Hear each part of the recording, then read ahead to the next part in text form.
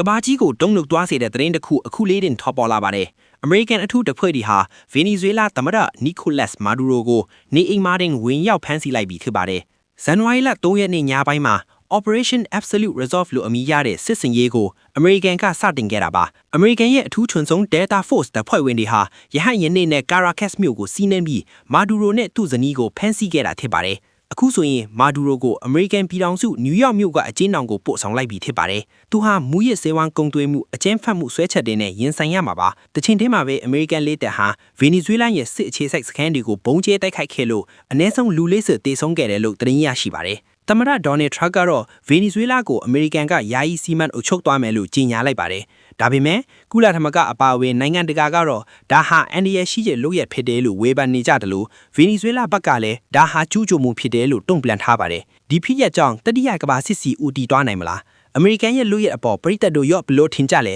။ comment မှာရေးပေးခဲ့ကြပါအောင်။နောက်ဆုံးရသတင်းတွေကိုသိရဖို့ follow လုပ်ထားဖို့မမေ့နဲ့အောင်နော်။